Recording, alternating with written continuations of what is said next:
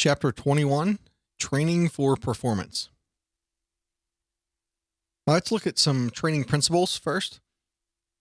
So the training should obviously match the demands of the sport. We talked about that last chapter, how you need to have a specificity. And that's the second word down here, the specificity to a specific sport. If we look, for example, here in the figure, we got baseball.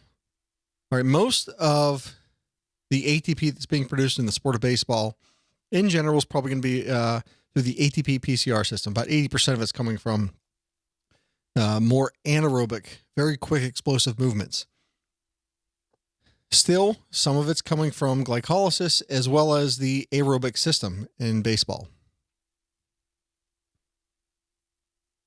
And you want to specify the training to try to match this as best as possible. So running really long distances for training for baseball is not a great idea. All right. A more explosive type of movements is going to be what's necessary for the specific adaptation. Now, through all of these, the sport itself is going to help with the training aspect of these different energy systems. Now, keep in mind the progressive overload principle, in that any gains that you make need to be accomplished by overloading the system. You constantly need to overload the system for adaptations to occur. If you don't, you will have reversibility. If you drop down in either training intensity or the volume of training, you could possibly have reversibility, meaning that you're going to lose some of that adaptation that was gained.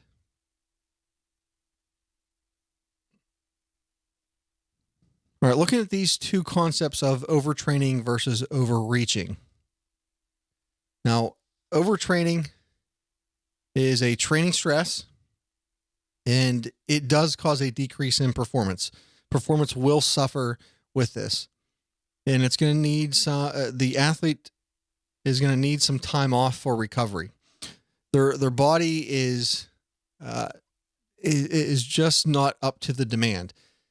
Basically, they've overdone themselves to the point where not only physiologically they're starting to break down and their performance is not able to be maximized, but also some psychological issues start to come into play as well. Some staleness, some burnout just from either the training itself or just the sport itself as well. Now, this is more of a long-term thing that occurs. It doesn't necessarily happen overnight. It's going to be maybe weeks and weeks, or maybe months and months, possibly even years of training could actually cause overtraining to occur. Now, looking at the battle of the sexes, gender and the initial fitness level here, the responses between the sexes are going to be different just a little bit. The programs should be individualized. Now, varying the volume intensity should, again, match the fitness level. And again, that's going to be dependent on male and female. You're not going to train a female at the same level of intensity, because they're likely, all right, in general, are not going to have the same fitness level, such as VO2 max. Or VO2 max is generally going to be a little bit higher than females. All right, all things being equal. All right, so keep that in mind. Now, your fitness level, the lower trained starting off are going to have a much higher capability of increasing, because the trained people are already at a high level to begin with. So the lower level trained individuals are going to have a much higher ceiling, or a much higher gap to get to their ceiling. So they're going to have a higher increase. Right, and you can see the difference here, the 50% VO2 max increase versus 20% in sedentary versus active individuals. So again, starting off, if someone is untrained, they're going to have a greater increase than somebody who is already active. Now, looking at genetics, principle of individuality. There are some people going to respond really well. They're going to be high responders, and there's some that are not going to respond all that well to certain types of training. And those are going to be the low responders. So the response to training is like a fingerprint. Each person is going to differ slightly. Even if you take two people exactly the same weight, same height, same gender, same race, all that stuff, and do the same training program, they're going to respond just a little bit different from one another. Now, I like this quote that the authors give, and it's from Astrand and Rodal. If you want to become a world-class athlete, you must choose your parents wisely. And the meaning of that is your genetics are going to determine a lot about where you can go, how far your training can take you. If your parents, the genetics that make you up, make your genetic code up, is not going to be very well adapted to aerobic training, then you're not going to be the greatest marathon runner. If they are not adapted to or not capable of generating a lot of muscle tissue, then you're not going to be a great bodybuilder or power lifter. All right, that's just you can look at it as unfair or fair in life. That's just kind of the way life is your parents are going to determine pretty much how high of ceiling you can get, either anaerobic or aerobic or somewhere in the middle. Now, looking at anaerobic performance, genetics is going to play a larger role compared to aerobic. And most of this is going to be because of the muscle fiber type. Again, if you had two parents that were long distance runners, more than likely you're going to be born with and just naturally have a lot of type 1 muscle fibers. If you had two parents that were power lifters, you're probably going to be, blessed with more type 2 muscle fibers.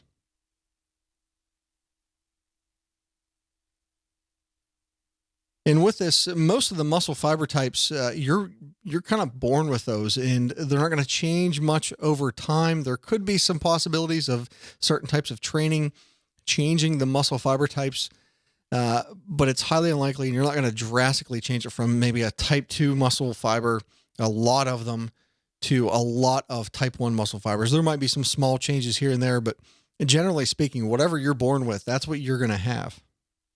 And that's going to be developed early on in life. All right, so if we look at the figure here, this is actually a figure from another exercise physiology textbook.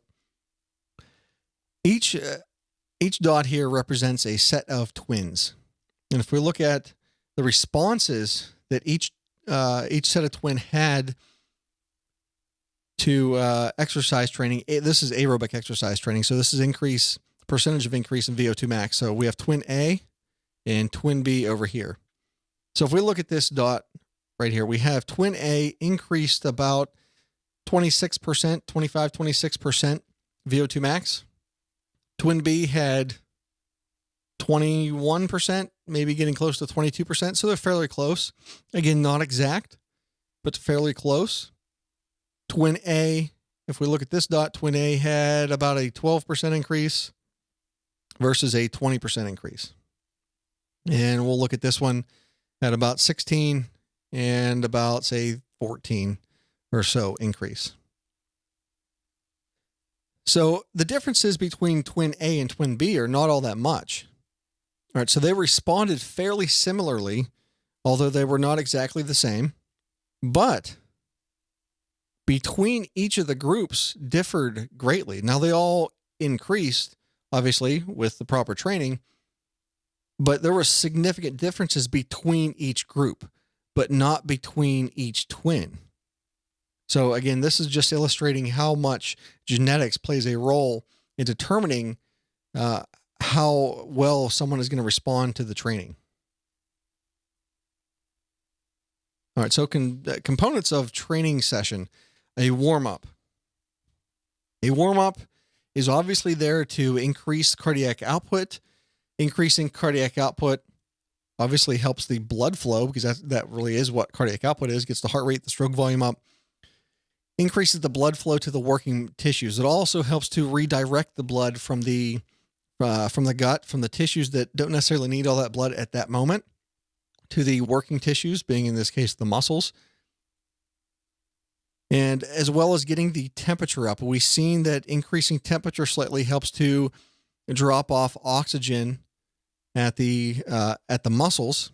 The muscles are warming up, and we have a dissociation of oxygen at the muscles that is known as the Bohr effect. As well as we're also going to have some lactate starting to build up just a little bit, so it allows a little bit more oxygen to be released from hemoglobin. Also helps to kind of prime the tissues. The enzyme activity helps to or starts to increase a little bit. And this also helps allow for proper stretching. Now, I want to get into stretching real quick here. Stretching, particularly in static stretching, and I'm going to write it out here. Static stretching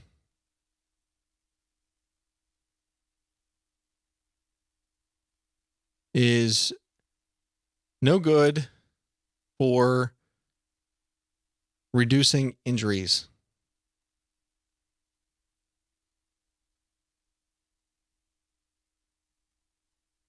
All right, why I wrote that out is because over the past 5 or 10 years, pretty much 10 years, there's a lot of research that has gone around static stretching, actually stretching and holding.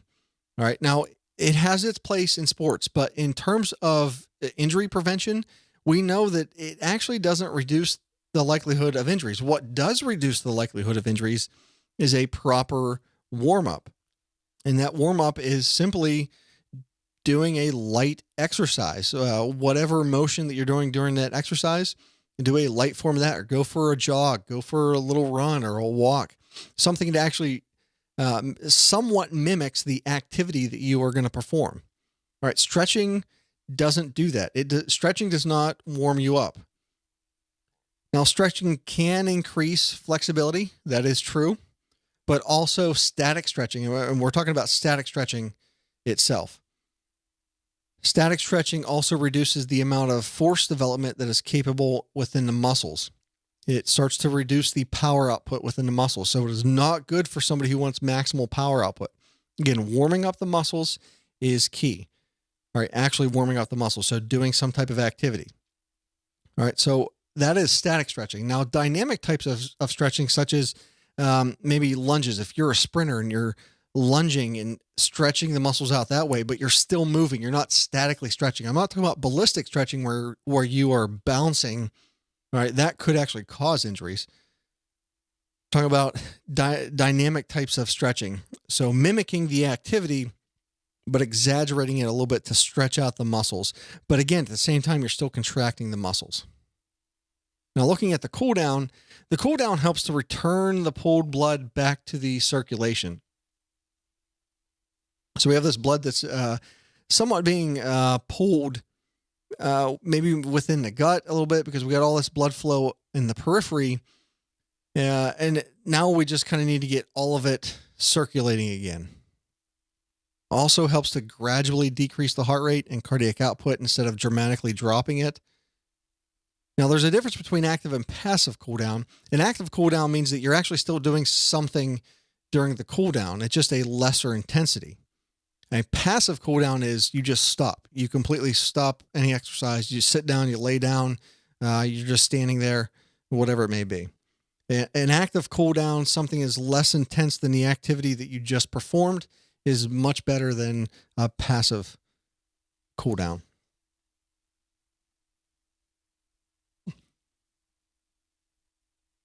Now, training to improve aerobic power. There's kind of 3 methods here. You have interval, long, slow distance, or LSD training. Then you have high intensity, continuous exercise. We'll get into those here in a second. And then the improvements, obviously we're going to have VO2 max increase, and that's kind of the main goal a lot of times. And again, cardiac output times a VO2 difference, that is VO2. Our lactate threshold should increase, as well as our running economy as well. Now, you must overload the cardiovascular system for these adaptations to occur. So you need to continuously increase the intensity, or increase the volume, increase the distance that you're running to increase the VO2, and as well as increasing the lactate threshold, pushing yourself just a little bit more. So the progressive overload principle is coming into play there as well. So, and also stressing maybe specific muscles, specific movements, specific ATP generation pathways. All right, looking at interval training. So we have high, moderate intensity with rest and reduced intensity in between. So you can perform a great volume of exercise because of these breaks that are between each of these intervals. Now, some people will separate into sets, reps, time, distance, frequency, interval, and rest. An example would be you're going to do 6 sets of 400 meters. So you're going to run 400-meter sprints, and you're going to try to run them in 75 seconds. When you're done with that 400 meters, you're going to jog for 90 seconds. Or you could say, I'm going to walk for 90 seconds, whatever it may be. And you want to try to specify this for the sport itself. If you are a 400-meter runner, this would be a good exercise. If you're a 200-meter runner, maybe go 200 meters, and maybe you want to run that in 25 seconds or 30 seconds, and then maybe jog or walk for 20 or 30 seconds. If you're a long-distance runner, you might want to bump this up to maybe 1,600 meters or maybe 800 meters and keep increasing it. And then you also maybe have a little bit longer rest period in between. Now, the work interval, you might even want to try to get to a certain percentage of heart rate max to determine the intensity of the exercise. If it's really intense, maybe you want to get up to 80 or 90% of your heart rate max. And again, your heart rate max is just 220 minus your age.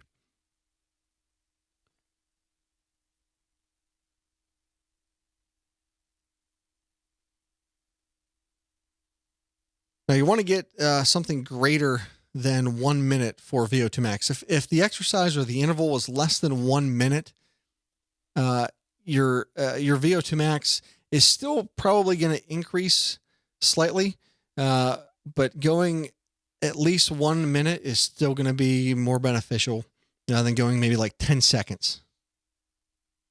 Now, there has been some studies, though, that show that high-intensity interval training, such as maybe 30 or 40 seconds, is still beneficial and actually may increase VO2 max a little bit more than these long, slow-distance type events. But this interval training, especially the higher-intensity interval training that is lasting 30 seconds to a minute, seems to be really beneficial for VO2 max.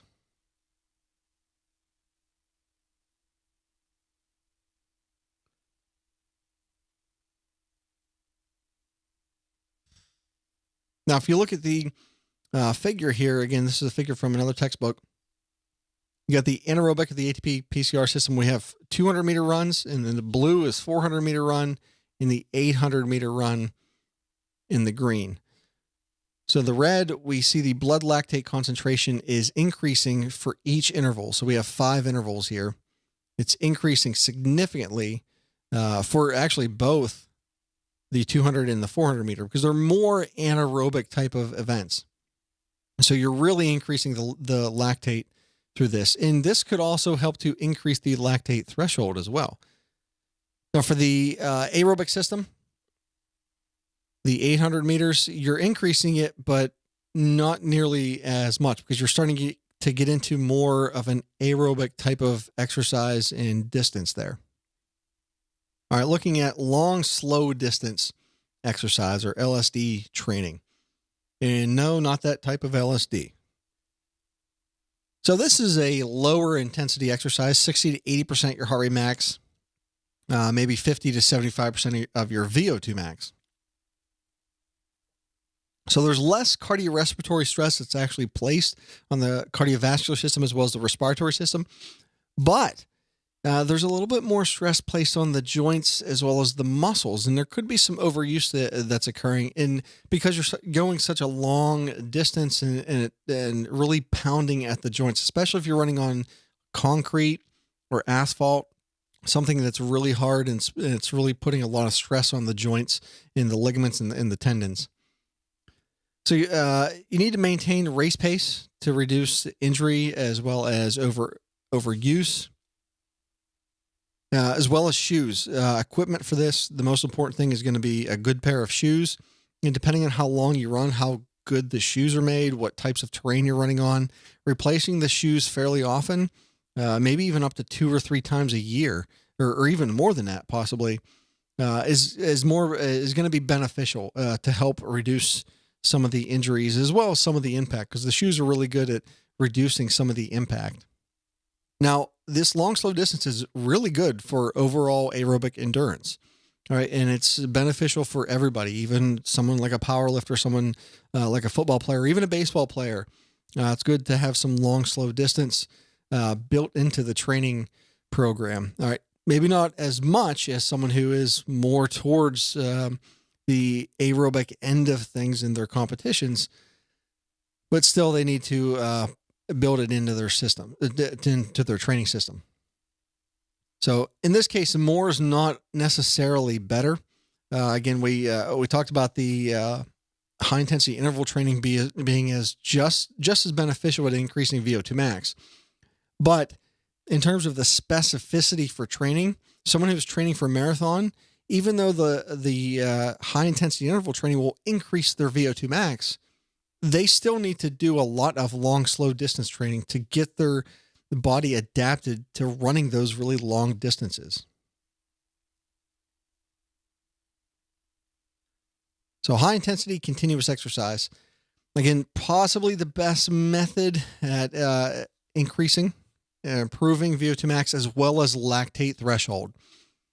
And the lactate threshold is going to be the key here, because that's going to be a very key determinant in approximating and predicting how well someone is able to do in a long distance activity, because the higher the lactate threshold, the higher intensity they're able to exercise at for a longer period of time without fatiguing.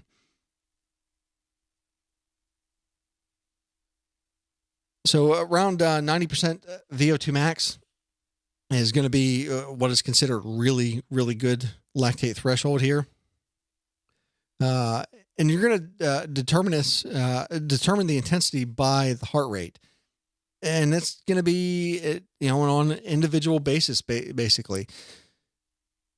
Heart rate does kind of vary slightly between each person and how they respond to it. And also some psychological things and gymnastics could be going on that are affecting heart rate as well with that. So although heart rate is very highly correlated with exercise intensity, sometimes that can be thrown off by other variables.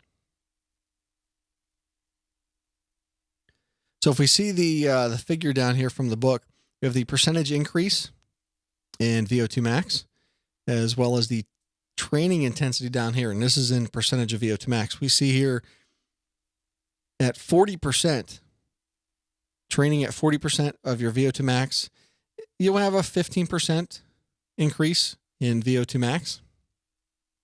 But if you're training at a hyper intensity, at a super maximal intensity, all right, those really high intense exercises going for 30 seconds, maybe up to a minute or so.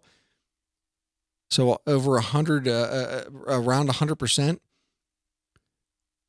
you are going to be increasing the VO2 max more, even at 120% versus 40%, or possibly even 60%. Right. So that 80, 90, 100% is where you're going to want to be approximately. And again, you're not going to be able to, continue this exercise for very long.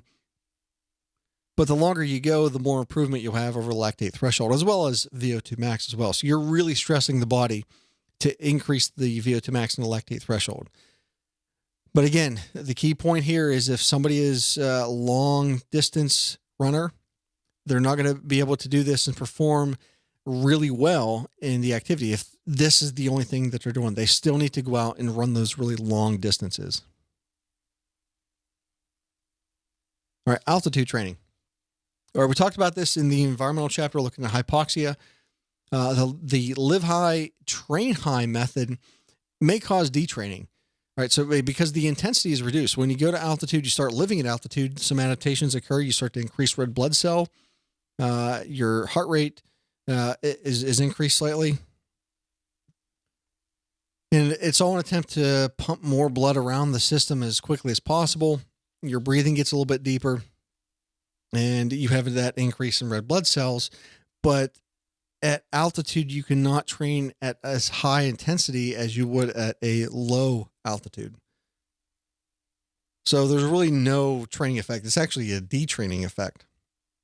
Now, living at a high altitude, training at a low altitude is much more beneficial because you can sleep and rest at altitude, have all those adaptations such as the red blood cell production and the oxygen carrying capacity within the blood, as well as maintain the training intensity when you go down to low level altitude.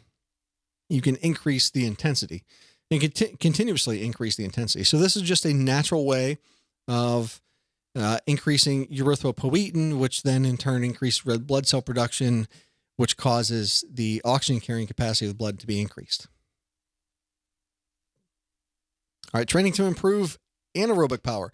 So again, the ATP PCR system, about 5 to 10 seconds or so, high intensity intervals, 30 to 60 second rest intervals. The lactic acid accumulation is going to be limited in this case. And it's one thing you want to try to limit somewhat so that you can, so the muscles can recover fairly quickly. Now the glycolytic system, this is about 20 to 60 seconds. These are, again, high intensity intervals, but varying the intensity based on each athlete, depending on heavy and light days.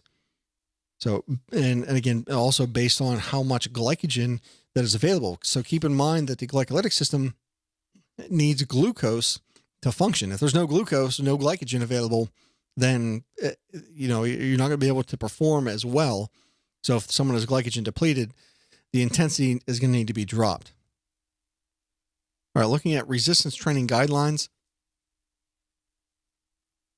For strength gains, you're looking at a novice should obviously start off a little bit lower and work their way into maybe higher intensity, more reps, more sets. So we're looking at 1 to 3 sets for each exercise. So if someone's just starting off, they've never been in a weight room before, but they're just starting a new program, maybe starting off a little bit light, still 8 to 12 reps in the intensity, 60, 70%, and then rest. The rest is going to be good because it's going to allow the recovery of the ATP stores. Now, intermediate and someone who is more advanced, they can start to do more and more sets. And in terms of strength gains, especially building muscle tissue, the most beneficial number of reps and sets is 3 to 4 sets, 8 to 12 reps for muscular gains, for increases in the size of the muscles. Now, strength gains for the intermediate, 8 to 12, 1 to 12 for someone who's more advanced. And this is going to be dependent on what type of strength gains. Is it maybe getting a little bit closer to muscular endurance? And it could be more specific to the activity that they're going to be performing. Someone who's a power lifter, they might only do maybe 1, 2, or 3 reps for each set. As well as the rest period could also change as well. Some power lifters might take 5 or 6 minutes, 7, 8 minutes. I've even seen between sets. Someone who is trying to build muscle tissue, they might only take 1 or 2 minutes. So the rest periods are basically going to depend on what you're trying to achieve, as well as the same thing with the number of repetitions and the sets that you're performing. Now for muscular endurance, going to be a high amount of sets, a higher amount of reps. Now, if you notice, the reps are not necessarily significantly higher. We're talking 10 to 15, maybe up to 20 or 25 reps. We're not talking 100, 200, 500, most of the time you'll see people that are doing, multiple sets of 50 or 100 sit-ups or push-ups or crunches, all in an attempt to shed fat off a certain area of the body, which doesn't occur. That is known as spot training. That just does not occur. You can develop the muscles in that area, but those muscles are going to be developed at even lower reps. All right. You don't need to do 50 or 100 crunches to get the adaptation within the muscle tissues of the abdominals. Those can be adapted just like any other muscle. Even if you want to train them 8 to 12 reps, they're still going to adapt to that. But for muscular endurance purposes, 10 to 15, maybe 10 to 20 or 25. Much over that, you're not going to see much of a significant difference in muscular endurance with that.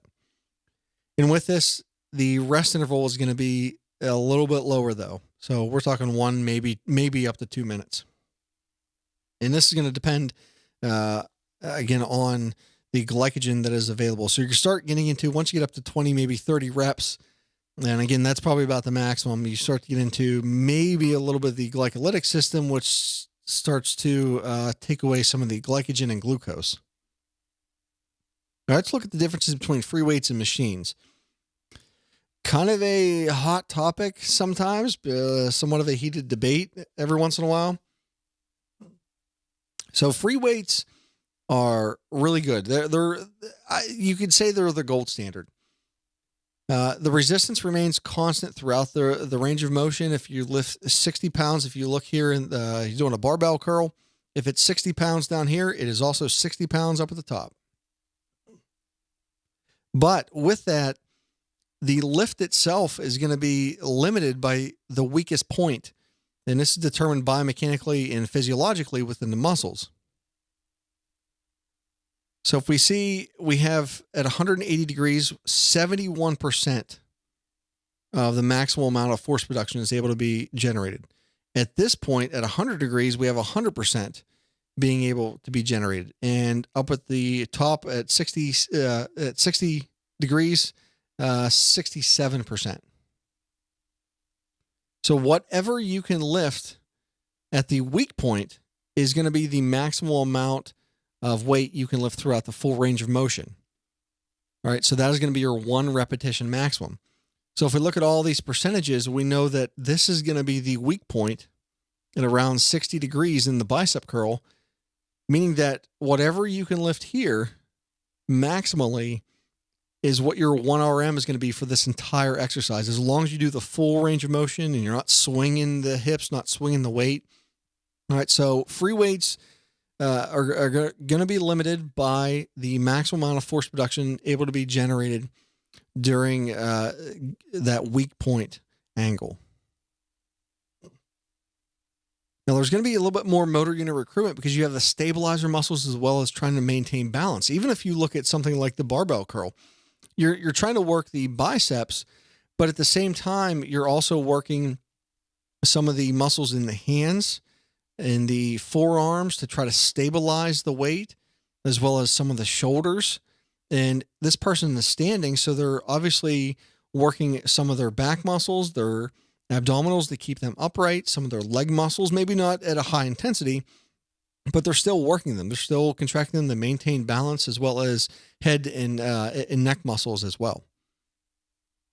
So free weights can also be used for sport specificity as well.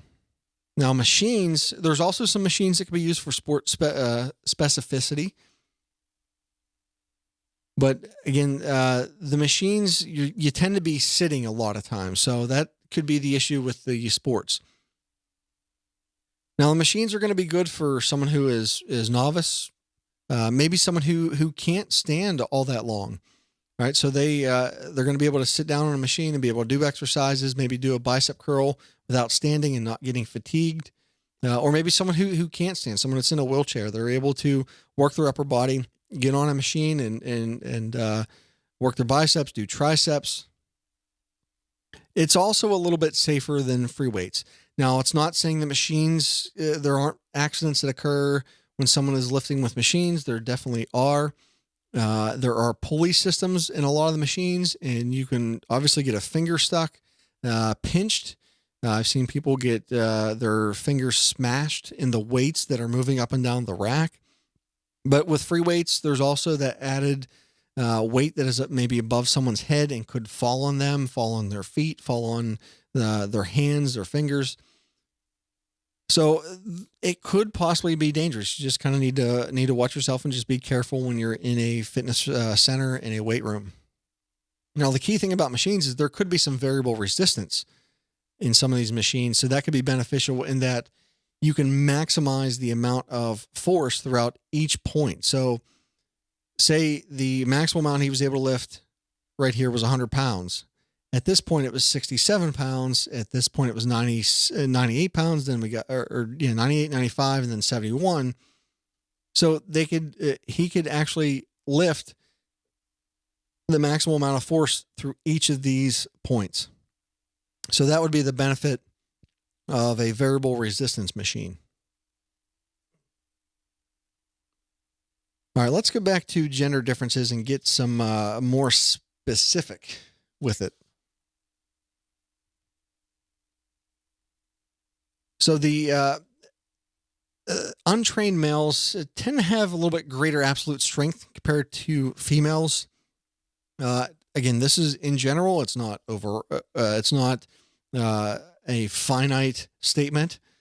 All right, so keep that in mind. Now, the strength versus the cross-sectional area is actually pretty similar. It's really not that much different between males and females. Just males tend to have more muscle tissue to begin with because they have more release of testosterone. Now, in short-term training, there's probably not much of a difference in terms of percentage of increase. But in the long term, men do have a greater amount of hypertrophy, obviously because of the increase in the higher amount of testosterone that is released. Now, if we look at the differences, here we have arm flex strength and cross-sectional area of the muscle, and you can see that the cross-sectional area is fairly similar between male and females versus the strength. Now, if we have the percent of strength improvement versus weeks of training, you can see that the females actually increase a little bit more than the males. So again, females can increase their strength just as much, if not more, than males. Again, it's not finite, but these two lines are fairly close to each other. And there's really not much of a difference in terms of the percentage of the increase in strength. But men do tend to have a higher amount of hypertrophy, which can lead to, in the very long term, increased strength gains.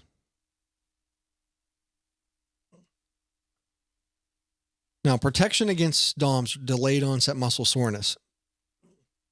If you've ever gone through DOMS before, we've probably all experienced it at one time or another, whether we were training or doing something that we haven't done in a long time, and we got sore after a couple of days, and that is delayed onset muscle soreness.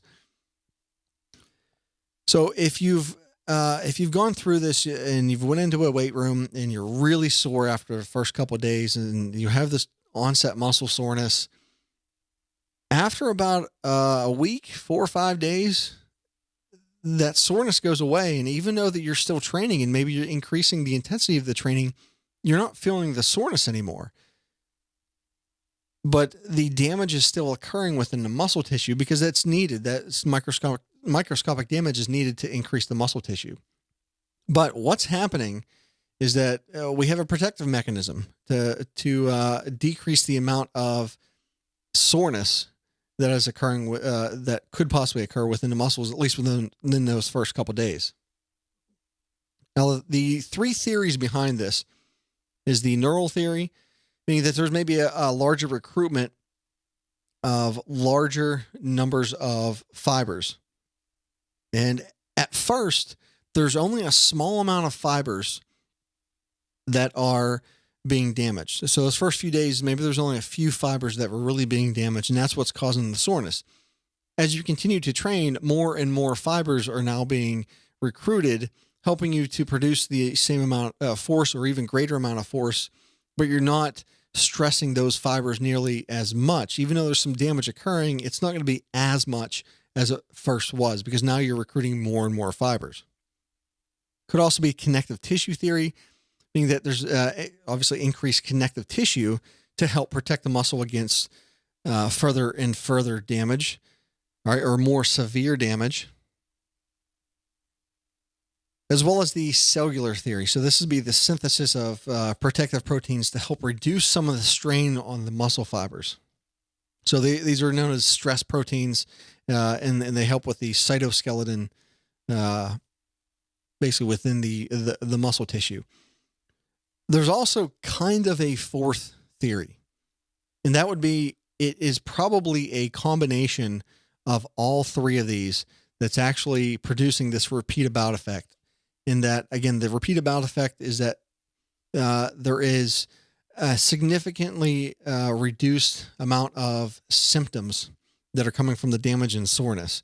So it's probably a combination of all three of these that's making this repeat about effect occur. So looking at the repeat about effect again, you have that initial bout of exercise. We have that muscle damage and injury causing inflammation. We have some soreness, but then we adapt to it through possibly three different theories: the neural theory, connective tissue, and cellular. And again, we have that repeated bout of exercise, and we have less muscle damage. The muscle damage is still there. It is needed for the increase in muscle size, but it's not as much as what it was. All right. Getting a little bit more specific on overtraining. So the workouts can become too long and strenuous, could be possibly be causing some injury, also immune system failure as well. Maybe not a complete failure of the immune system, but the immune response is lacking. You have chronic fatigue and just staleness of the exercise and the training for that competition. At a given exercise intensity, there could be an increase in heart rate, increase in blood lactate. Also, appetite could be suppressed a little bit. You just don't really feel like eating as much. You start to feel full sooner in the meal. Weight loss could occur with that. And the performance then is going to decrease because now you're not able to exercise at as great intensity. Psychologically, you're going to be burnt out a little bit. And at the same time, the appetite isn't going to be there. So the decrease in performance is naturally going to come along.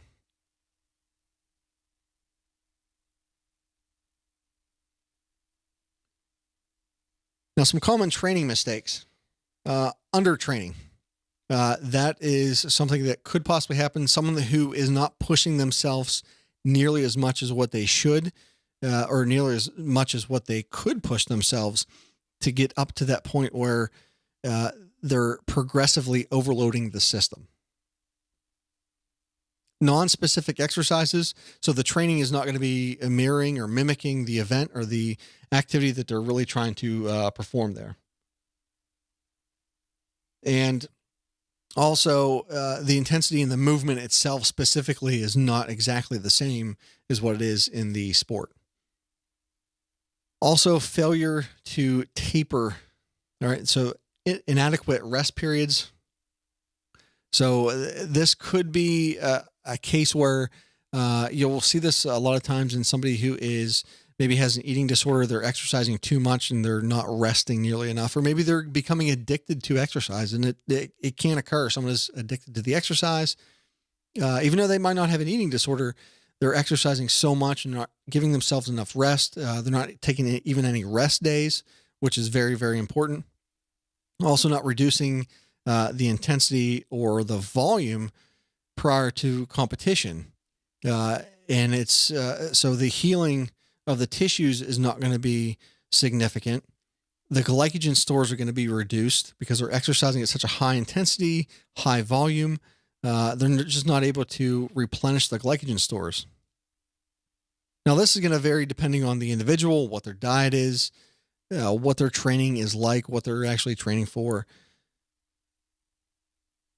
But probably the two most common ones are going to be undertraining and non-specific exercises. So that principle of specificity, the SAID principle, specific adaptation to imposed demand, that is very, very key to maximizing training and maximizing performance.